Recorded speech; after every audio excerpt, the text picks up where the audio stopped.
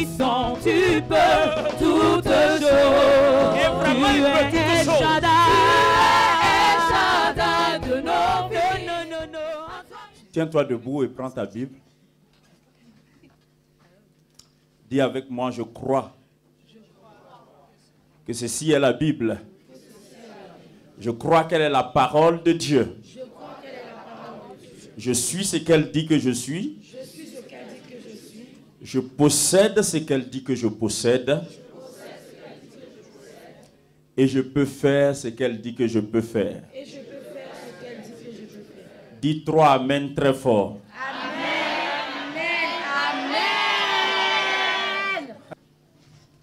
Prenons 1 Corinthiens chapitre 14 à partir du verset 2. 1 Corinthiens chapitre 14 à partir du verset 2. En effet, celui qui parle en langue ne parle pas aux hommes, mais à Dieu, car personne ne le comprend. Et c'est en esprit qu'il dit des mystères.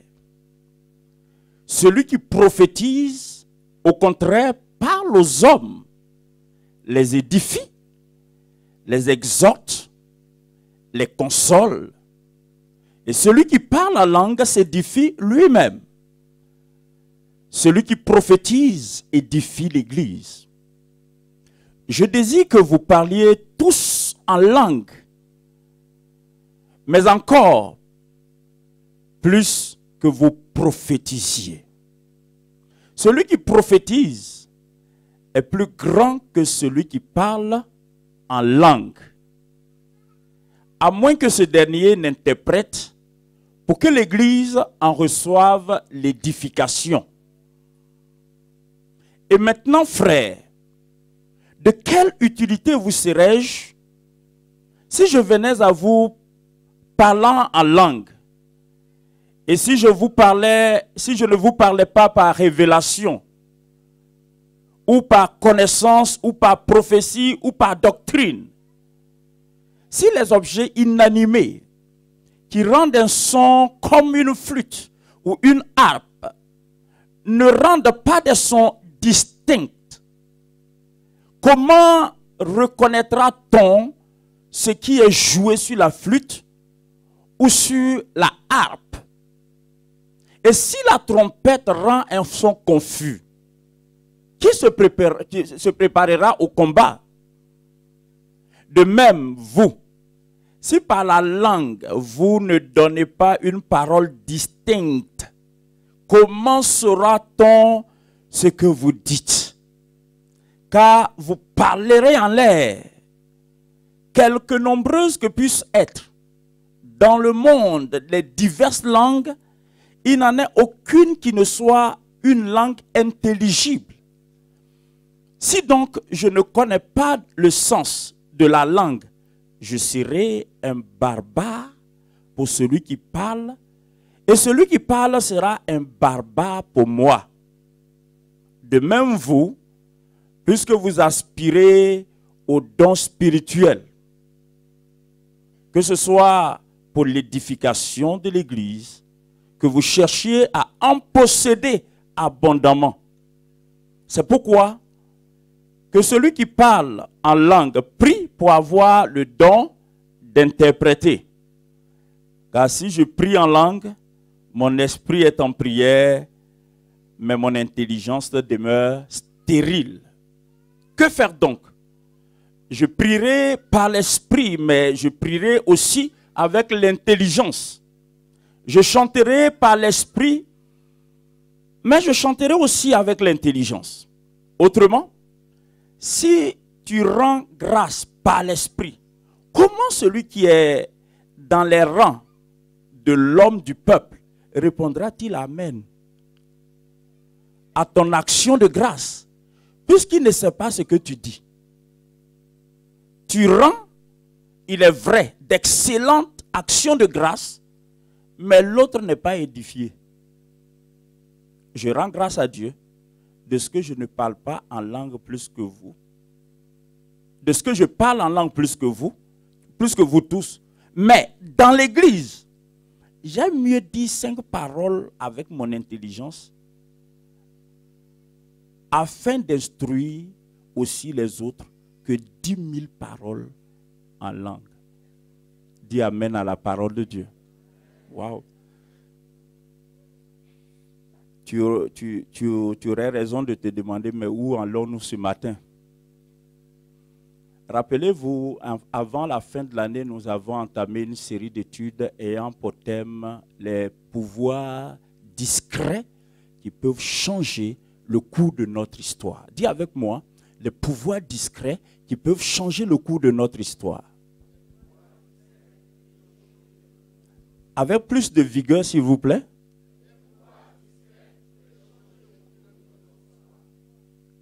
Nous avons vu qu'en créant l'homme, Dieu l'a doté d'un ensemble de pouvoirs. Et tout être humain se doit d'être conscient de cette réalité. En fait, je l'ai dit et je vais insister ce matin, les pouvoirs discrets dont nous avons commencé à parler et dont je vais parler ce matin ne sont pas l'apanage des enfants de Dieu. C'est des pouvoirs que Dieu a conférés ou dont Dieu a doté chaque être humain. Donc il suffit d'être humain pour être en possession de ces pouvoirs. Maintenant, l'avantage que nous avons en tant qu'enfants de Dieu par rapport à ces pouvoirs, c'est le savoir exploiter ces pouvoirs. Amen. C'est-à-dire, la Bible nous enseigne comment, vous et moi, nous pouvons vivre avec ces pouvoirs, nous pouvons coopérer avec ces pouvoirs, nous pouvons utiliser ces pouvoirs à notre service, au service de notre épanouissement, au service de notre progrès, au service de notre bien-être, au service de notre avancement dans la société. C'est le but de ce message.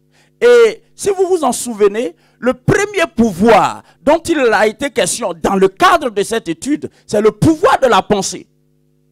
Nous avons vu à l'occasion que nous sommes ce que nous pensons. En clair, si tu penses mal, tu vivras mal. La qualité d'une vie est proportionnelle à la qualité des pensées émises par la personne. Si tu n'as pas de bonnes pensées, tu vas vivre mal. En clair, ta vie est le résultat de ta pensée. Amen. Est-ce que quelqu'un peut dire amen à ça? Je suis ce que je pense. Et je citais à l'occasion Descartes qui a dit, je pense, donc je suis. C'est une pensée assez célèbre. Je pense, donc je suis. En fait, dans l'esprit de Descartes, l'homme est le résultat de sa pensée. Et on ne peut pas séparer la vie, la destinée, l'histoire d'un homme de sa façon de penser. Donc, l'un des pouvoirs, mais le premier sur la liste dans le cadre de l'étude, c'est le pouvoir de la pensée. Dis avec moi le pouvoir de la pensée. Je veux croire que depuis que cette étude, cet enseignement a été donné, tu travailles à assainir ta façon de penser ou tes pensées. Parce que si ce message d'aujourd'hui vient te trouver là où tu étais il y a 3 mois en arrière, continuant de penser comme tu penses, c'est-à-dire peu importe qui tu rencontres sur ton chemin, tu le condamnes dans ta pensée, tu le juges dans ta pensée, tu le méprises dans ta pensée, ça veut dire que tu n'as pas envie d'avancer en fait. Parce que la parole de Dieu ne vient pas à nous pour nous donner des informations. La parole de Dieu vient à nous pour nous transformer. Le but de Dieu, en libérant sa parole, ce n'est pas de nous informer, ce n'est pas de satisfaire à une curiosité intellectuelle ou théologique. Le but de Dieu, c'est que sa parole impacte notre vie et transforme notre vie. Et la parole dévance l'action de Dieu. La parole soutient l'action de Dieu. La parole sert de plateforme à l'Esprit de Dieu pour accomplir son programme dans ta vie. Donc quand Dieu veut faire quelque chose dans ta vie, il envoie sa parole. Et quand il envoie sa parole, il se fait dévancer par la parole. La parole crée le chemin. La parole prépare ton cœur. Mais à quelle condition? À condition que tu acceptes cette parole, à condition que tu obéisses à cette parole, à condition que tu laisses à cette parole de s'établir en toi. Et quand cette parole s'établit en toi, quand Dieu arrive par son esprit, il trouve matière à œuvrer dans ta vie. C'est pourquoi la Bible dit en Jean 1:1, au commencement était la parole. La parole était avec Dieu et la parole était Dieu. Et suivez bien ce qu'il a dit. Et tout ce qui a été fait par la parole. Voyez-vous, Dieu est dans sa parole. La parole est Dieu. Dieu est lié par sa parole. Si tu méprises la parole que tu entends, tu empêches Dieu de faire son travail dans ta vie. Alors dis avec moi ce matin, Père Céleste, j'accueille ta parole. Je reçois ta parole. Dis avec moi, Père Céleste, je ne conteste pas ta parole, mais je me soumets à ta parole. Au nom de Jésus, dis Amen. Après la pensée, nous avons évoqué le pouvoir de la langue. Dis avec moi le pouvoir de la langue. La Bible dit à propos de la langue que la vie et la mort sont au pouvoir de la langue. En clair, je peux tuer et je peux faire vivre par ma langue. Le dégât que les Kalachnikov causent sont des dégâts immédiats, visibles, calculables, quantifiables. Mais le dégât que cause la langue, on ne peut pas mesurer ça. Mais c'est plus ravageur. Vous ne pouvez pas imaginer. Il y a des gens qui aujourd'hui ont 30 ans. Il y en a qui ont 35 ans, 40 ans. Mais qui vivent toujours avec un poison injecté dans leur âme par une parole méchante. Et cette parole a créé un handicap dans leur âme. Ils ne sont plus capables de s'aimer parce qu'ils ont entendu une parole méchante qui les a diminués, qui les a défavorisés, qui les a méprisés. Et à partir de là, ça a créé un handicap psychologique dans leur âme. Non, physiquement, ils sont bien portants, mais émotionnellement, ils sont malades. Mais cette maladie est due à quoi? Parce qu'il y a une parole méchante qui a été sémée dans leur âme. Et si Dieu, dans sa grâce, ne rencontre pas cette personne sur le terrain de la frustration pour la retirer, la personne va mourir frustrée. Et croyez-moi, il y a des aspects de sa destinée qui ne s'accompliront pas. Parce que pour que ta destinée s'accomplisse, il faut que tu sois bien portant spirituellement, bien portant psychologiquement et aussi bien portant physiquement. Le pouvoir de la langue. Amen. Et puis le troisième pouvoir dont il a été question, vous vous en souvenez certainement, c'est le pouvoir des présents. Waouh! Et nous avons vu que les présents ouvrent des portes. Vous savez, la Bible est tellement réaliste. Vous connaissez certainement ce texte qui dit que les présents corrompent. En fait, ça montre aussi la puissance des présents, le pouvoir des présents. Parce qu'en fait, si je fais un présent, si je fais un don, avec de mauvaises motivations dans le cœur, avec l'envie on va dire de soudoyer ou de piéger, de créer des conditions défavorables dans la vie de celui qui est bénéficiaire de mon don, dans ce cas-là, je suis en train de faire un mauvais usage du pouvoir des présents. On peut, tout ce qui existe, vous savez, tout ce que Dieu nous a donné, on peut mal utiliser ou bien utiliser. Le choix nous appartient. Et on devient responsable de la façon dont on utilise chaque chose que Dieu nous a donnée. Chaque parcelle de pouvoir, chaque parcelle d'autorité dont nous avons été investis, nous sommes responsables de son usage. C'est pourquoi, écoute-moi très bien, tu es responsable de comment tu penses, tu es responsable de comment tu parles et tu es responsable des actes que tu poses. D'où la nécessité que vous et moi, nous soyons ouverts à ce message. Pour que, l'ayant compris et intégré, nous puissions appliquer ces choses. Et puis, faire un bon usage. Parce qu'un pouvoir, dit pouvoir, Un pouvoir est donné pour favoriser le règne. On ne peut pas régner sans pouvoir. Donc tu es doté de ce pouvoir parce qu'à l'origine, l'objectif de Dieu, c'est que tu règnes. Vous savez, le diable, quelquefois, le diable injecte des songes. Des songes. Tu rêves. Et quand tu rêves, on est en train de te découper en morceaux. Et quand tu te lèves, tu touches. Pour voir si tu es entier, quoi. Et puis, en allant au travail, tu trembles. En revenant du travail, tu trembles. À la maison, tu trembles. Et tu deviens calme. Et ton mari ou tes enfants vont te dire, mais maman, qu'est-ce qu'il y a? Ou papa, qu'est-ce qui ne va pas? Et toi, tu vas leur dire, mais vraiment, j'ai rêvé, on m'a découpé. Donc, je ne sais pas. Est-ce qu'on peut voir un hôtel? Je vais commencer par... Parce que il y en a qui sont fiers de dire, oui, moi, mes rêves s'accomplissent. Donc, même les mauvais, ça va s'accomplir, quoi. Alors, le processus, c'est quoi? C'est que le diable injecte le rêve parce que le diable a besoin de ta coopération. C'est-à-dire, la matière que tu vas lui offrir, c'est ta pensée. Si tu es fini par être d'accord que ma vie est en danger, les démons disent, ok, il ou elle nous a offert la matière nécessaire.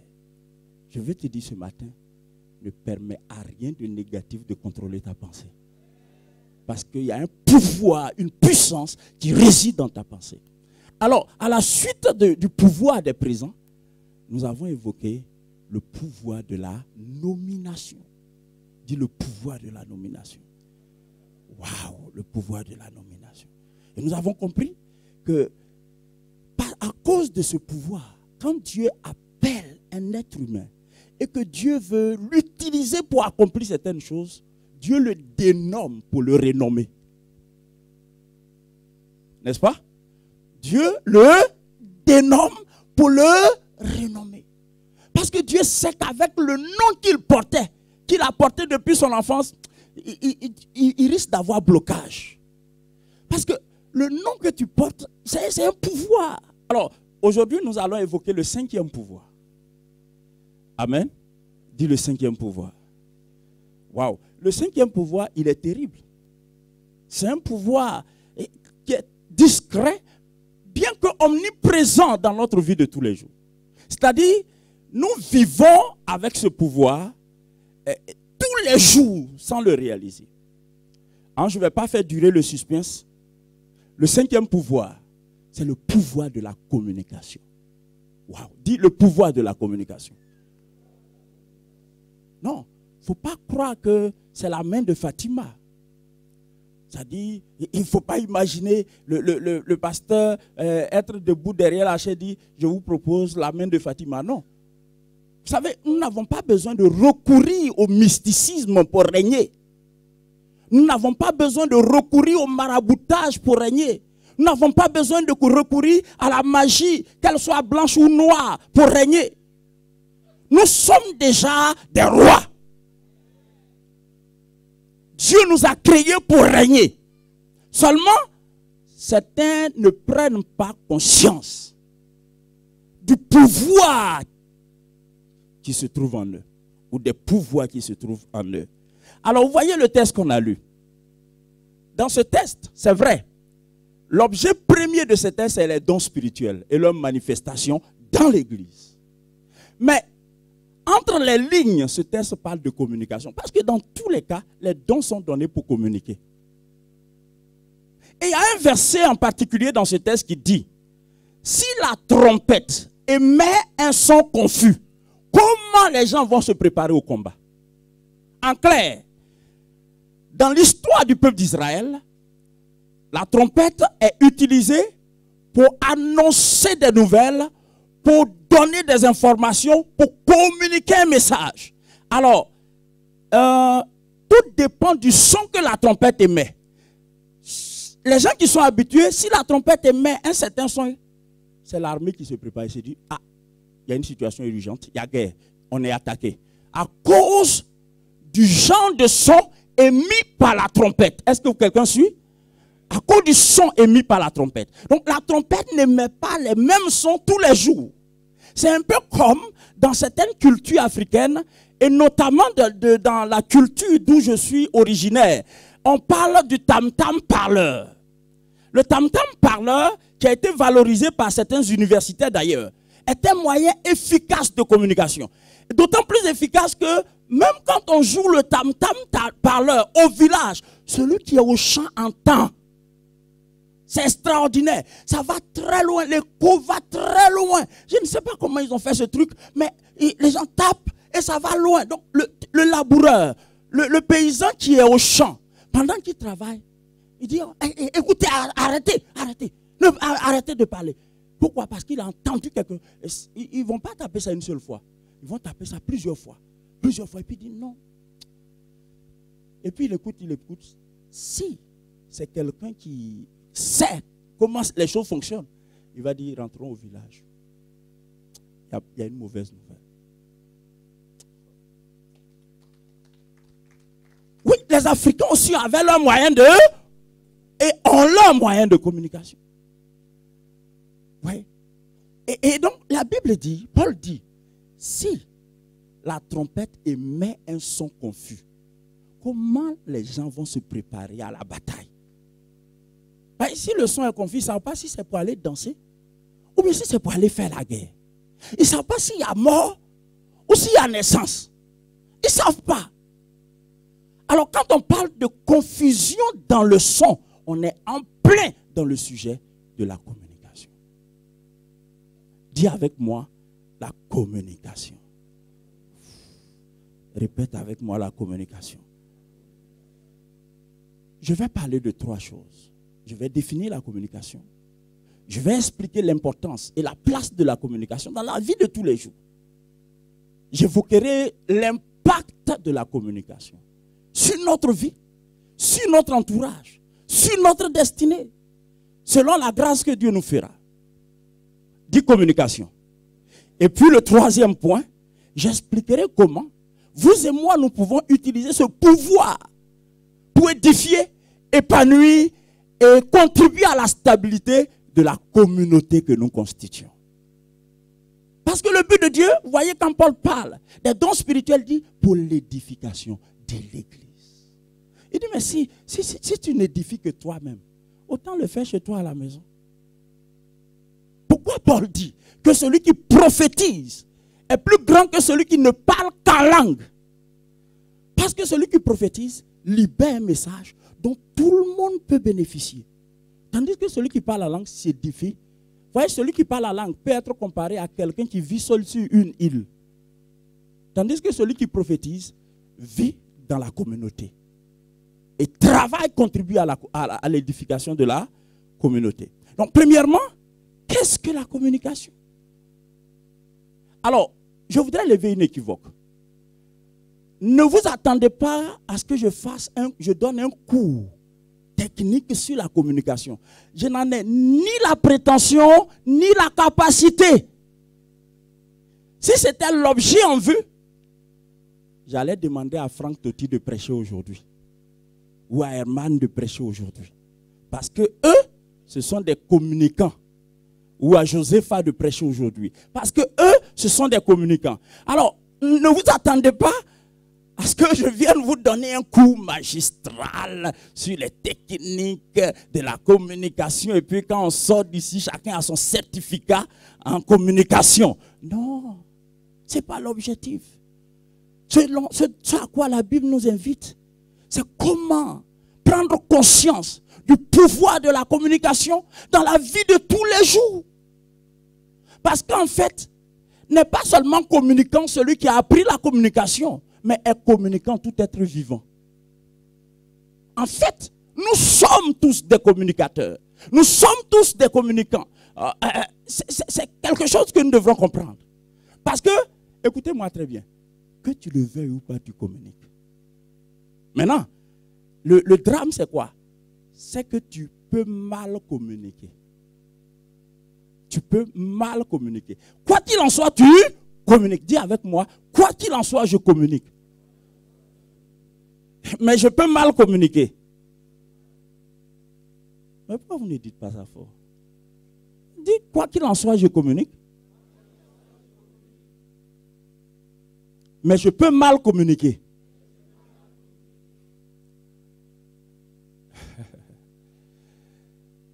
En réfléchissant à ce message, je me suis posé plusieurs questions. Je me suis dit, mais je me suis rendu compte que dans les choses vraiment essentielles de la vie, nous manquons d'éducation.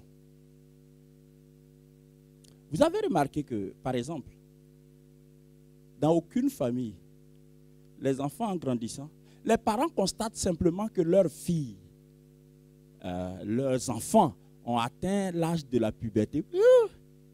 Dis donc, tu as une barbiche là, tu grandis. Mais quand les parents constatent que l'enfant est en train de grandir, fille ou garçon, en train de grandir, les parents doivent réaliser que dans quelques années seulement, l'enfant va aller au mariage. N'est-ce pas?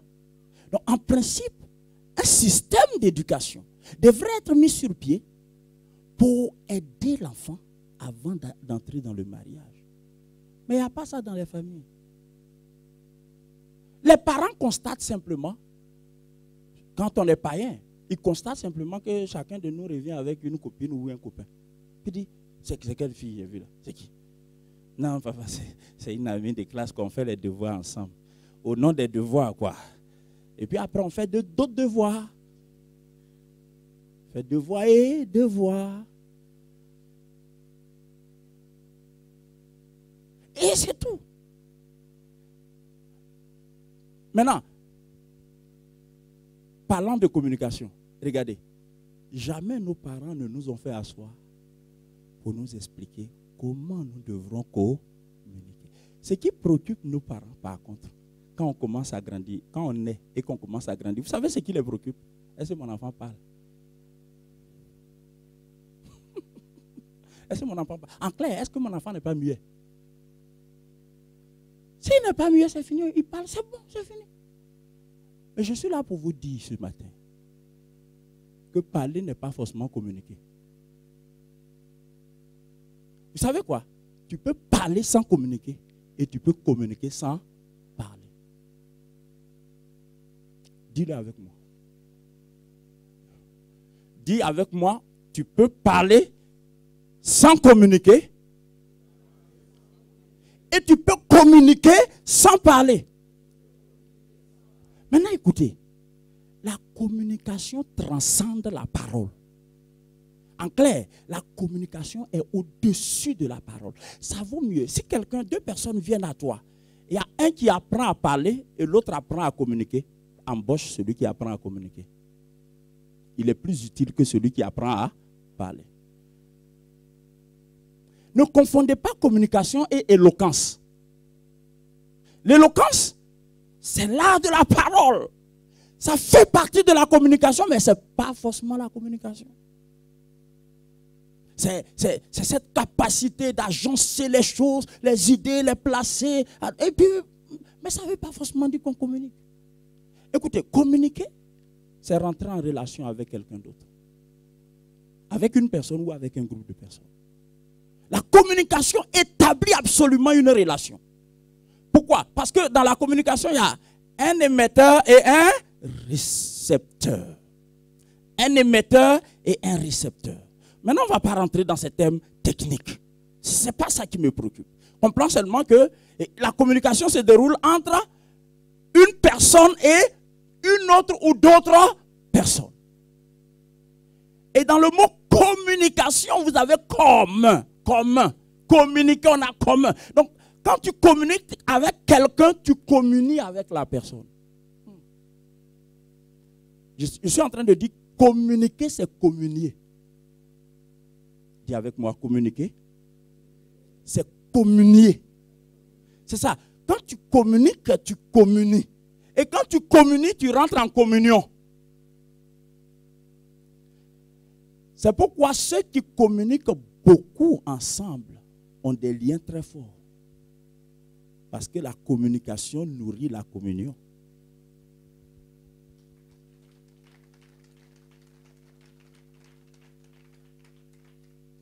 Plus tu échanges avec quelqu'un, plus tu parles avec quelqu'un, enfin plus tu communiques avec quelqu'un, plus vos liens se consolident, sont plus forts. C'est un pouvoir incroyable. Maintenant, il y a plusieurs façons de communiquer. Il y a ce qu'on appelle la communication verbale ou la communication non verbale. La communication verbale, c'est avec les mots. Est-ce que vous voyez ça? C'est avec les mots.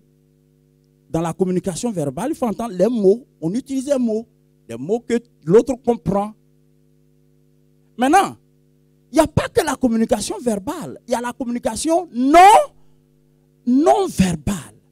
Et cette autre communication est très très importante. Parce que, écoutez-moi très bien, il a été démontré que dans la communication de façon générale, les mots impactent à hauteur de 7%. Le ton de la voix, donc l'intonation, impacte à hauteur de 38%. Et il reste combien? Sur 100%? 7%. Il reste 55%. Maintenant, les 55% d'impact qui restent relèvent de la communication non verbale. C'est-à-dire quoi? Les gestes, ton attitude, comment tu... Beaucoup de choses. Beaucoup de choses. C'est pourquoi souvent, on est trahi par notre façon de communiquer. Tu vois quelqu'un, et puis tu dis, c'est toi. Atout. Mais en fait, la personne ne ressent pas ton atout. La personne ressent plutôt des flèches que tu lui envoies. Parce que l'atout, c'est juste l'embrassade. Hein? L'atout. C'est des séquelles. L'embrassade, c'est juste la forme qu'on donne à l'agressivité qu'on cache. Vous vous rappelez que Judas a utilisé un baiser alors qu'il était en train de vendre Jésus. Donc le baiser était la forme de la méchanceté. Il faut polir la méchanceté. Il faut lui donner un aspect un peu plus... Il faut l'enjoliver en fait, un peu. Pour ne pas qu'il paraisse trop monstrueux. Pour ne pas qu'elle paraisse trop monstrueuse. C'est ainsi que la Bible dit, il te dira mange et bois, mais son cœur n'est pas avec toi. Donc les mots disent viens manger, mais la communication non verbale te repousse. Si tu es quelqu'un qui a visé dans le discernement, si tu sais observer, tu dis non, même si tu as faim, tu dis non, c'est bon, c'est vraiment gentil de ta part. Il dit ah d'accord. Quand nous étions encore aux études, chaque matin, on prenait les petits déjeuners, des sandwichs qu'on achetait ici et là. Et puis, quand on achète, on souhaite que nos amis ne passent pas par là, quoi. Maintenant, quand un ami passe par là, on est obligé de faire quoi? De partager. Mais, en fait, je ne sais pas si vous l'avez fait. Mais souvent, vous savez comment on partage? Ça, c'est le sandwich. Et puis, vous voyez le sandwich, on dit, c'est toi. Qui a fait ça? Non, mais si tu as fait ça, il ne faut pas avoir honte. Qui a fait ça? Non, il y a des gens, ils veulent faire croire qu'ils étaient. Qui a fait ça? C'est bizarre, quoi. On dit, c'est toi.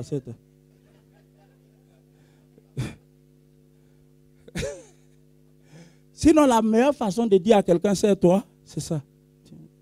C'est toi et puis tu me donnes le reste. Non. On ne fait pas ça. Alors, la démarche contient deux formes de communication. Une communication verbale et une communication non verbale. En fait, la communication non verbale, c'est tout ce qui est sous l'océan. Et la communication verbale, c'est juste ce qu'on voit au-dessus. L'iceberg.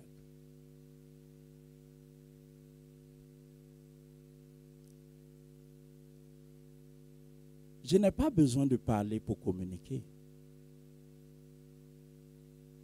Quelqu'un peut se rendre compte de combien tu ne l'aimes pas, même quand tu es silencieux. Quelqu'un peut se rendre compte de combien tu le dédaignes. Juste avec un regard à la volée. Tu vas saluer quelqu'un puis, mais il te balance un de ces regards dont tu te souviendras toute ta vie si Dieu ne te fait pas grâce. Parce que le regard là te traverse de la tête. C'est toi. Parce qu'il n'a pas pensé que son regard avait été détecté. Et puis comme tu étais dans l'élan de la salutation, tu vas continuer. Tu vas aller saluer la personne. Mais ce que tu retiens, ce n'est pas le bonjour, c'est le regard. Pourquoi c'est important qu'on comprenne ça? Vous savez, quand vous allez pour les entretiens de boulot, écoutez-moi très bien. Quand il y a une offre d'emploi, tous ceux qui viennent à l'entretien répondant à l'offre d'emploi ont sensiblement le même niveau et la même qualification. C'est quelque chose que vous devrez comprendre. Maintenant, ils ont sensiblement, ils ont les mêmes diplômes, à quelques différences près. Ils ont les mêmes diplômes. La différence va se jouer à quel niveau? La différence va se jouer lors de l'entretien. Et lors de l'entretien, ton CV n'intéresse personne.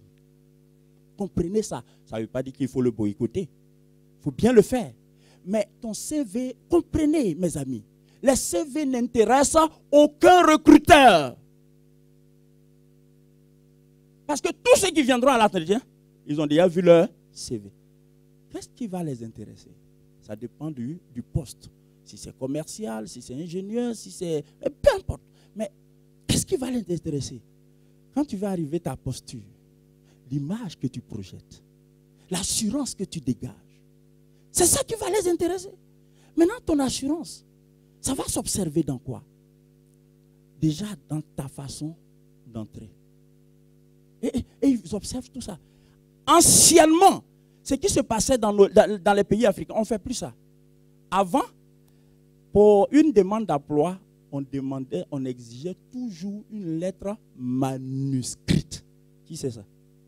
Qui se souvient? Une lettre, c'est bien dit, tu ne saisis pas la lettre à l'ordinateur ou avec l'imprimante. Non, non, manuscrite. Pourquoi?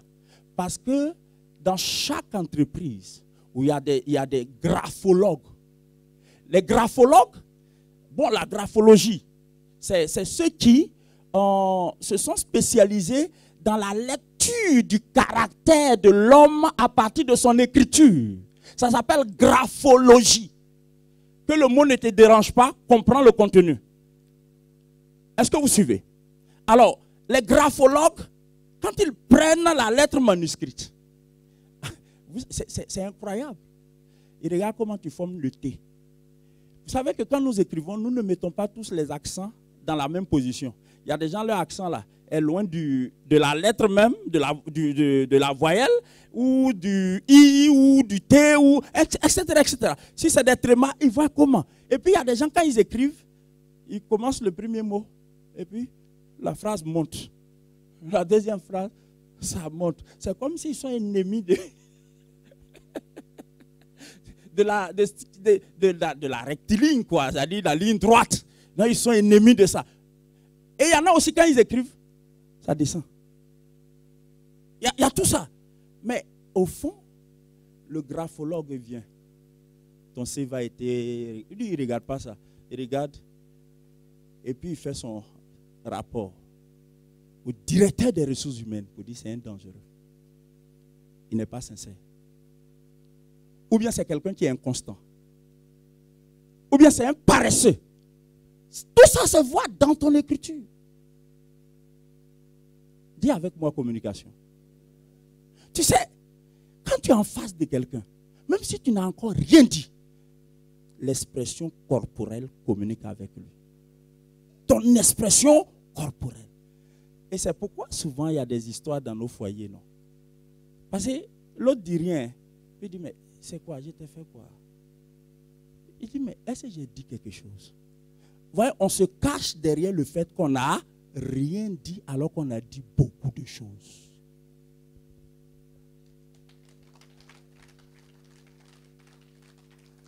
C'est-à-dire, on a dit beaucoup de choses, mais pas dans le visible.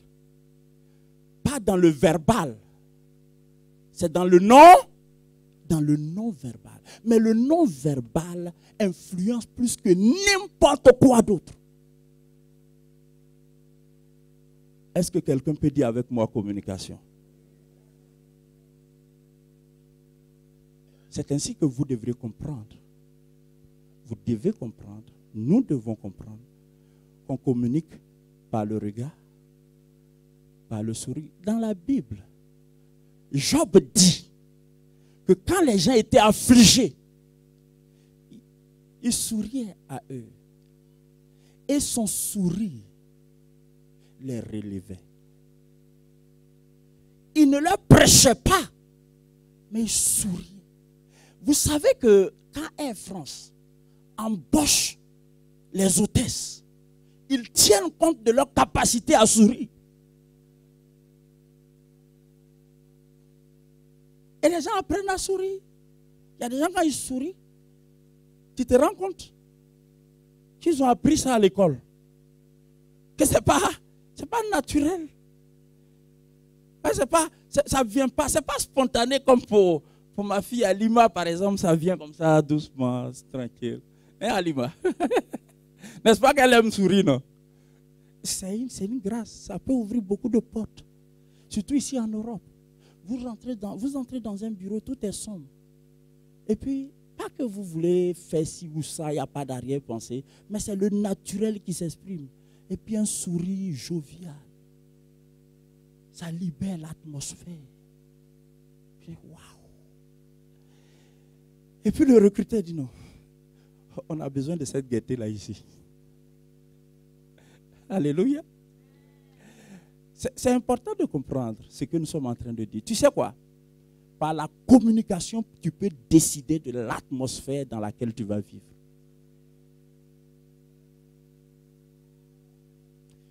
Nous contribuons soit à assainir l'atmosphère, soit à la l'alourdir.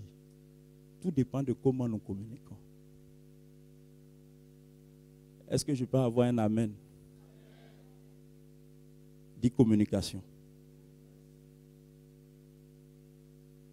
En tant qu'Église, nous devrons comprendre ces choses. Apprendre à communiquer. Parce que, regardez, on communique tous les jours.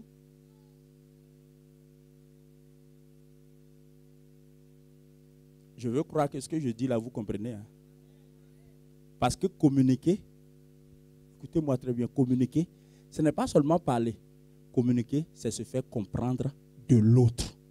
C'est-à-dire, jusqu'à ce que l'autre me comprenne, je n'ai pas encore communiqué.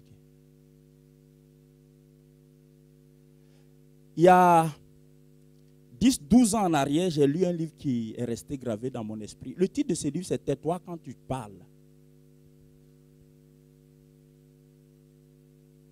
Écrit par un psychologue, sociologue. Tais-toi quand tu parles. Tais-toi quand tu parles. Donc, on a l'impression que c'est tais-toi quand tu parles. En même temps, ce n'est pas tais-toi quand tu parles, mais tais-toi quand tu parles. Tu es toi quand tu parles. En clair, ta communication te révèle.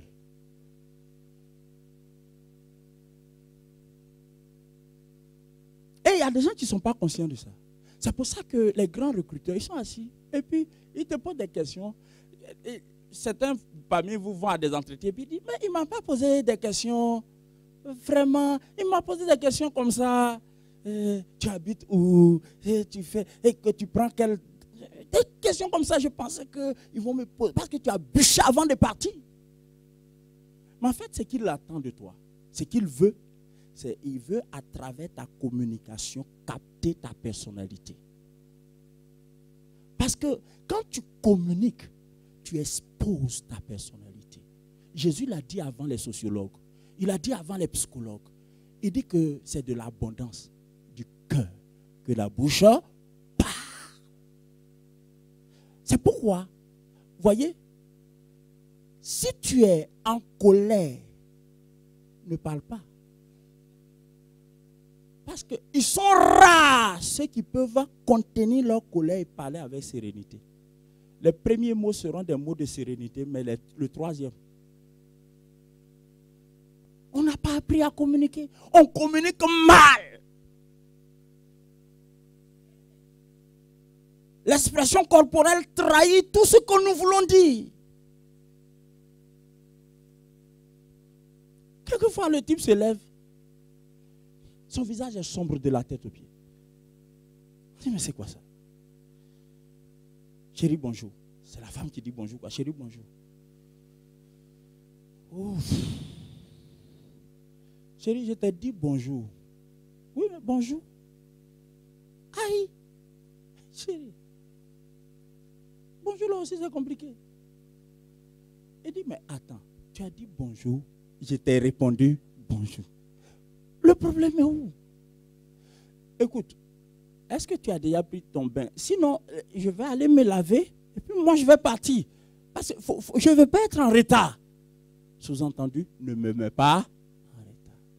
Dans le livre dont je parlais tout à l'heure, l'auteur a cité un exemple. Voici un père de famille qui a offert un vélo à son fils pour le nouvel an. Et après les fêtes, l'enfant prend le vélo parce que c'est sa fierté d'aller montrer à tous ses amis qu'il vient d'avoir un nouveau. Il a un vélo tout neuf. Et l'enfant circule sur la voie empruntée par les voitures. Et la maman, revenant des courses, voit l'enfant. Donc la maman attrape le guidon du vélo. Descends. Descends. Tu ne monteras plus jamais sur ce vélo. Ça veut dire quoi ça? Tu es dans les problèmes à qui? Suivez. Elle prend. Et puis elle va aller suspendre le vélo quelque part. Mettre le vélo quelque part. Non, non. Tu ne toucheras plus. L'auteur a donné cet exemple pour élever ceci. Est-ce que c'est le vélo qui était le problème? Non. C'est juste qu'on n'a pas fait asseoir l'enfant pour lui dire là où il ne devrait pas aller. Il n'y a pas eu une bonne communication autour du présent qui a été fait. On a donné un vélo à l'enfant, mais on ne l'a pas formé à l'usage du vélo. Manque de communication, déficit de communication.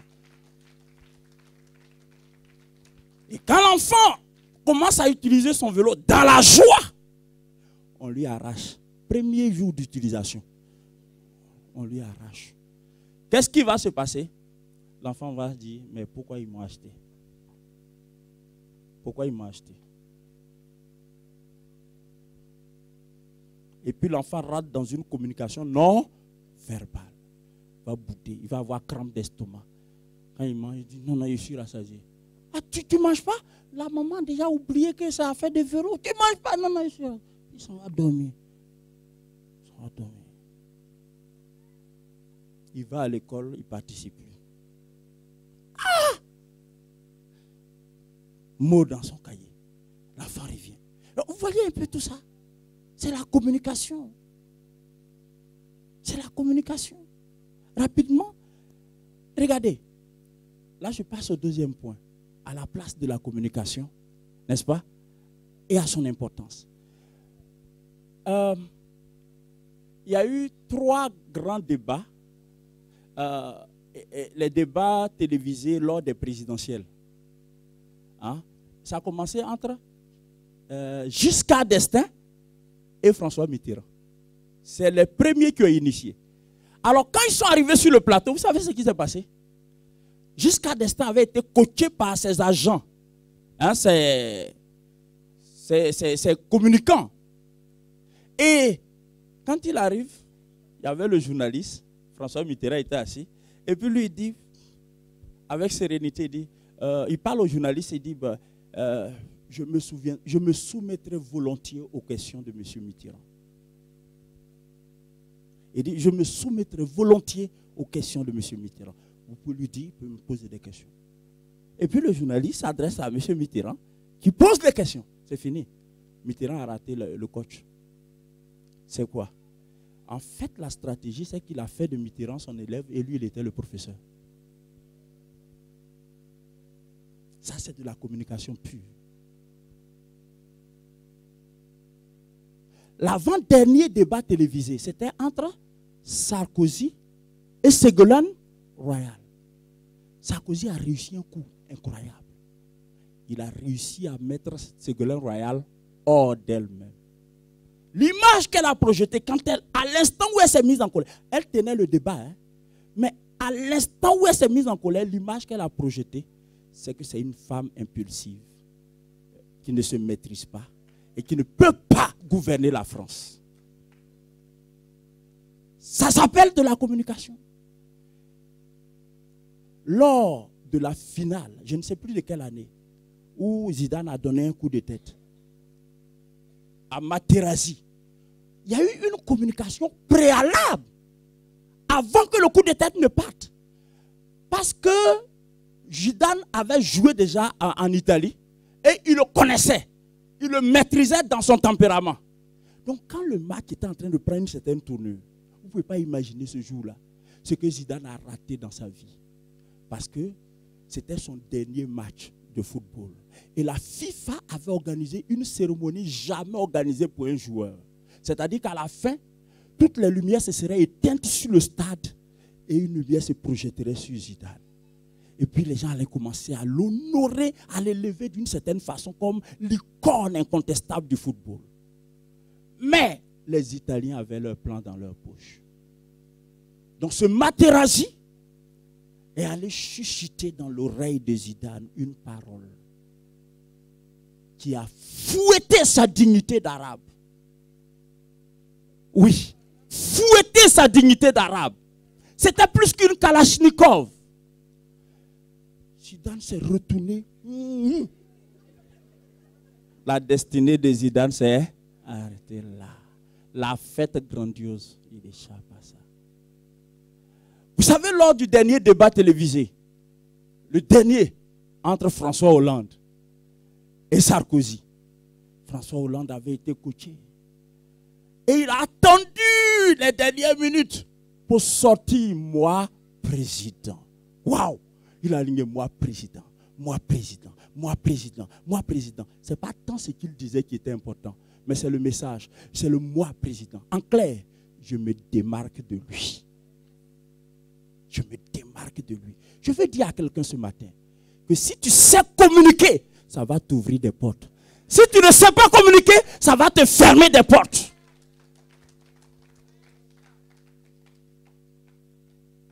Nos parents prennent soin de dire, c'est des aphorismes, c'est des adages. Nos parents disent, il faut tourner 7 fois la langue avant de parler. Parce qu'une fois que la parole est libérée, comme il y en a qui disent, mais j'ai parlé, j'ai parlé. Ah, j'ai parlé, hein. J'ai parlé, hein. Arrête de parler pour parler. Parle pour communiquer. Parle pour communiquer. Parce que tu ne sais pas que la communication, la capacité de communiquer est un pouvoir que Dieu t'a donné. Regardez, même quand nous allons devant Dieu, qu'est-ce que nous faisons? Nous communiquons avec Dieu. Regardez cette femme dont l'enfant souffrait. La femme va auprès de Jésus. Et puis Jésus dit, on ne peut pas donner les choses saintes aux chiens. La femme devrait rentrer dans une colère inimaginable. C'est toi, Seigneur, qui me dis ça. C'est toi, Seigneur. Avec ça, tu dis que tu es venu sauver les gens. C'est toi. Non. Si la femme avait dit ça, elle serait repartie bredouille. Qu'est-ce qui s'est passé? La femme a pris son sang-froid. Elle dit, Seigneur, c'est comme si elle lui disait, oui, j'acquiesce totalement. Sauf que, quand les ayants droit mangent, ce qui tombe sous la table, au moins les chiens peuvent manger. En clair, j'accepte et j'assume le statut que tu me donnes. Je m'humilie dans ce statut. Quand la femme dit ça, le Seigneur dit, waouh, waouh. Qu'est-ce qui s'est passé? Elle a obtenu gain de cause. Tu sais quoi? Tu peux changer ton histoire par ta façon de communiquer. Et il ne faut pas attendre d'être devant le DG d'Air France pour bien communiquer. Commence à apprendre à communiquer dans la vie de tous les jours. C'est-à-dire, le type que tu rencontres dans le métro, que tu rencontres à une gare, que tu rencontres dans un supermarché, que tu rencontres dans un centre commercial, tu ne le connais ni d'Adam ni d'Ève. Il s'adresse à toi pour ne serait-ce qu'une petite information. Arrange-toi pour bien communiquer avec lui. Il ne faut pas être désagréable. Vous ne pouvez pas imaginer, mes amis, combien la communication peut changer la vie d'un homme. Le savoir communiquer, ça peut changer la vie d'un homme. Si tu ne sais pas communiquer, ça peut te détruire. Vous connaissez l'histoire de cet Amalécite. Quelqu'un a tué Saül. Lui, il a été témoin. Il court pour venir dire à David, espérant que après qu'il aura donné cette nouvelle, il allait être fait chevalier de l'ordre du mérite. Quand il raconte l'histoire, il raconte. David lui demande, mais au fond, dis-moi, tu es d'où? Il dit, je suis Amalécite, tant. Ok. Et c'est toi qui as fait ça? Ce n'était pas lui. C'est toi qui as fait ça? David dit, tuez ce monsieur. Il ne mérite pas de vivre sa récompense. Sa vie a pris fin parce qu'il a mal communiqué. Tu ne peux pas imaginer ce que tu peux rater parce que tu ne prends pas soin de toiletter ta communication, de soigner ta communication, d'assainir ta communication, d'assagir ta communication. C'est par la communication qu'Abigail est devenue la femme de David. Quelqu'un peut dire Amen. C'est par la communication. Parce que son mari, un fou, Nabal, David envoie une commission pour dire on est en situation d'urgence. Viens nous au secours et dit je vous connais d'où? Depuis quand? Je vous connais où et depuis quand? David dit bon, cet homme-là, il va avoir avec moi. David envoie son armée, les gens de guerre qui étaient avec lui, dit Nabal ne vivra pas. Le code de cette affaire tombe dans l'oreille d'Abigail, la femme de Nabal. Abigail dit non, mon roi, ne fais pas ça. C'est un fou. Le monsieur là, c'est un fou. Vous voyez, ce n'est pas tant ce qu'elle a donné qui importe, mais c'est comment elle a communiqué avec David. Plus tard, quand Nabal va mourir, David va chercher à épouser cette femme. Parce qu'il va se dire non. Il va se dire non. Cette femme-là mérite d'être au palais. Elle peut aider le roi à gouverner, à régner. Elle sait parler. Mais il y a des gens, hommes comme femmes, quand ils parlent, tu vas même préférer le venin du cobra à leurs propos. Et puis il dit, et il ne connaît pas. Il ne sait pas que ma bouche là, ce n'est pas seulement pour manger. Je sais ce qu'il y a dedans. Bouche là. Et puis, il dit bouche là. Il ne faut pas provoquer ça. Tu provoques ce qui va sortir. Moi, tu vas payer cash. Bouche là, tu provoques ça, tu vas voir. Tu vas payer cash. Ça là, c'est bouche qui s'est entraînée. C'est bouche. Ça là, c'est bouche qui s'est entraînée. Provoque ça, tu vas voir. Ce qui était dit là, ça c'est entré. Ça, ce qui était dit là, ça c'est entré. Maintenant, si tu veux le plat de sortie, continue. Je vais te donner plat de sortie. Et puis après, je vais te donner dessert. Je vais te donner dessert. Je te donne dessert. Comme ça, tu es calé, quoi. Et prochainement, pour me parler, tu vas réfléchir. Et tu penses que c'est un diplôme. Et tu penses que c'est bien. Nous sommes. Je bénis Dieu de ce que ce message, la suite de ce message tombe en début d'année. Tu sais, par la mauvaise manière de communiquer, nous avons brisé des relations. Tu aurais pu nous rendre service. Il y a des gens qu'on n'a même pas daigné appeler pour dire bonne et heureuse année. Parce qu'on sait que s'ils voient notre numéro, ils ne vont pas décrocher. Pourquoi? Parce que les jours passés, les mois précédents, on n'a pas bien communiqué avec eux. Que Dieu nous fasse grâce. En tant que chrétiens, souvenons-nous que quand nous communiquons, nous rentrons en communion. Et je vais terminer en évoquant nos frères là, les Franck là, et ils savent. Mes amis, vous êtes d'accord avec ce message, non? Franck, écoutez très bien. On parle de... Il y a... Dans le cadre de la communication, dans le champ de la communication non verbale, il y a ce qu'un spécialiste appelle communication de consommation ou communication consommatoire. La communication de consommation, c'est quoi? C'est-à-dire, tu parles pour parler, pas pour transmettre. Je vous donne un exemple. Je suis en train de prêcher, puis mon pied touche l'ampoule et ça me brille. Ah! Je communique. Mon objectif n'est pas de transmettre un message, mais je suis en train de communiquer.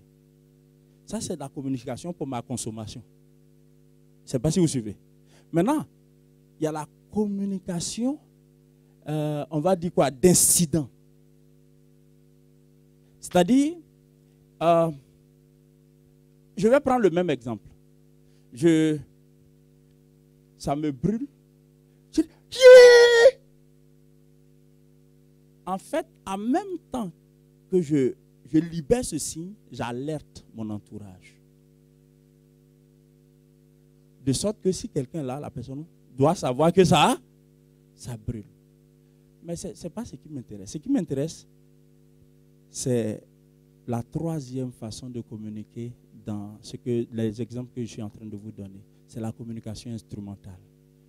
Dit la communication instrumentale. Et ça, c'est ce que nous utilisons beaucoup et ça pourrit la société, ça pourrit la communauté, ça pourrit l'église.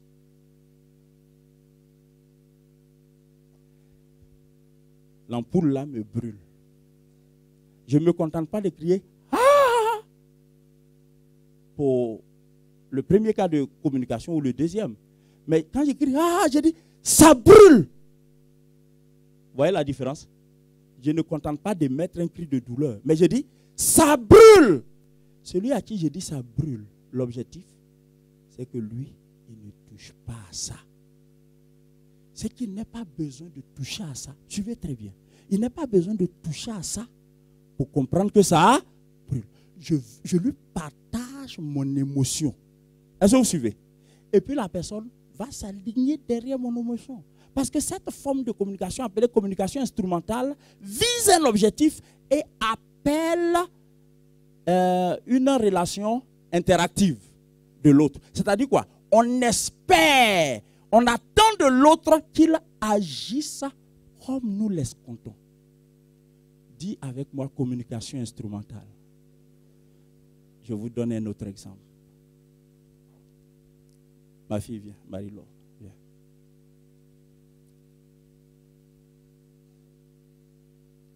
Marie-Laure, je marche avec elle et puis tourne-toi Marie-Laure. Marie-Laure n'a pas trop de relations avec Guy. Mais elle a beaucoup de relations avec moi. Je vais faire de la communication instrumentale. Je vais dire à Marie-Laure, méfie-toi de Guy. Ce que Guy m'a fait, méfie-toi. Dans l'église, là, méfie-toi de Guy. Entre-temps, Guy n'a jamais rien fait à Marie-Laure.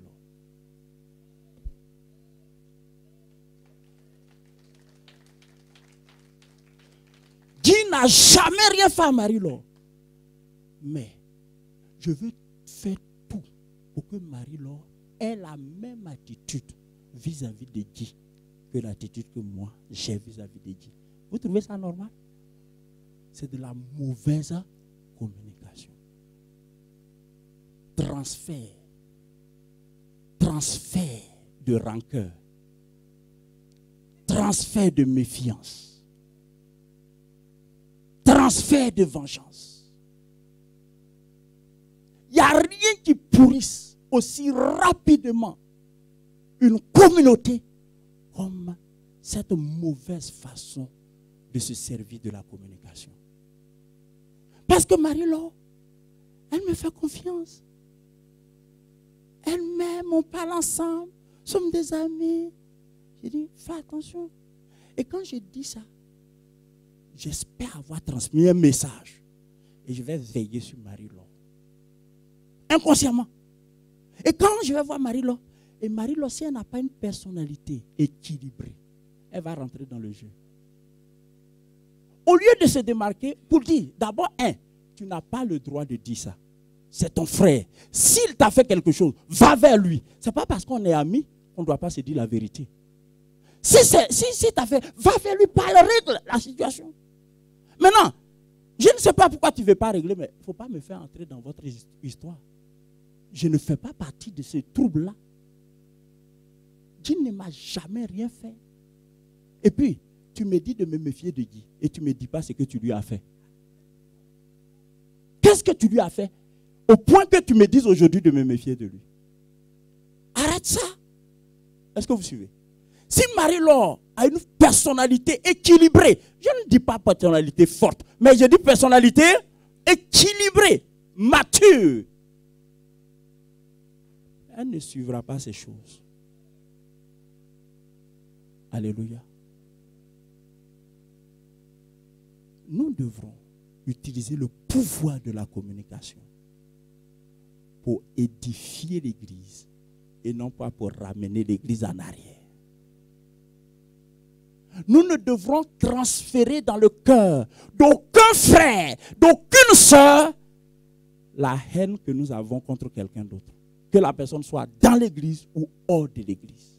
La méfiance que nous avons, que la personne... Écoute, il y en a qui sont tellement malins, tellement rusés, hommes comme femmes. Et des enfants, comment ils utilisent la communication instrumentale?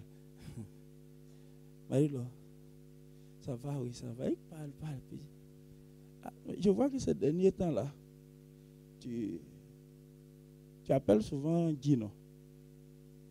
Elle dit oui, de temps en temps, il m'a appelé. Il dit, ah d'accord, il y a quelque chose. Non, il n'y a rien. Ah, peut-être qu'avec toi, ça sera autre chose, mais enfin, moi, l'expérience que j'ai avec le frère là, c'est pas bon. C'est pas bon. En bon, non. En fait, je ne dis pas ça. Je dis pas ça pour toi. Je parle de moi. Le message est déjà passé entre-temps. Et ça, c'est de la pure méchanceté. C'est de la destruction souterraine. C'est des gens qui, de par leurs émotions, sapent la stabilité d'un groupe. De communication. Vous savez, ce pouvoir, on peut l'utiliser pour embellir les relations, pour construire les relations. Quand tu communiques avec quelqu'un, tu crées un lien entre toi et la personne. Arrange-toi pour que ce lien soit un lien qualitatif, un lien béni, un lien qui édifie, un lien qui aide l'autre à avancer. Quelqu'un peut dire Amen. Dis avec moi le pouvoir de la communication. Si tu sais communiquer, Dieu peut t'utiliser pour gagner des âmes. Vous savez, quand nous étions à Paris, dans le premier local, à Macadé, Poissonnier. Non? C'est ça. Tu sais qu'on a parlé dans la semaine, non? dont le travail a commencé. Alors, il y a une sœur qui a été invitée à l'église. Suivez très bien. Et puis, après le culte, on reçoit les nouvelles personnes. On la reçoit et puis elle dit, ah pasteur, j'ai été béni. Le message m'a fait trop de bien. Le seul problème, qui va m'empêcher de venir dans cette église, c'est la sœur là. Je ne savais pas qu'elle était à l'église ici chez vous. Pasteur, celle-là, elle fait quoi ici? Mais l'église est pour tout le monde. L'église est pour tout le monde. Et elle dit, la sœur, elle fait quoi ici, pasteur? Elle est trop grave, elle est dangereuse. Mais en fait, ce qui s'est passé, c'est quoi? C'est que les deux se connaissent hors de l'église. Parce qu'il y a des frères, il y a des sœurs ici. Quand tu les as au téléphone, s'ils savent que c'est... Si Marie-Laure sait que c'est le pasteur qui dit, oui, papa. Oui, papa. Et puis le pasteur va dire, je te dérange? Elle dit, non, non, non, papa, tu ne me déranges pas, ça va. Mais une douceur de colombe, quoi. Une fois, j'ai appelé une soeur. Et puis, j'ai changé un peu ma voix. Elle dit, c'est qui? C'est qui? Et puis, j'ai dit, est-ce que c'est madame un tel? Je ne l'appelle pas madame, je l'appelle ma fille. Mais maintenant, moi, je dis, est-ce que c'est madame un tel? Elle dit, mais j'ai dit, c'est qui? J'ai dit, c'est qui? Et puis, j'ai dit, donc, les gens qui ne sont pas à l'église, là, ils souffrent avec toi. Bon, c'est papa. Eh, papa, oh, papa, là, j'ai honte. Eh, papa. Mais, en fait, c'est ce qu'elle est. Mais quand elle arrive à l'église, là, elle soigne.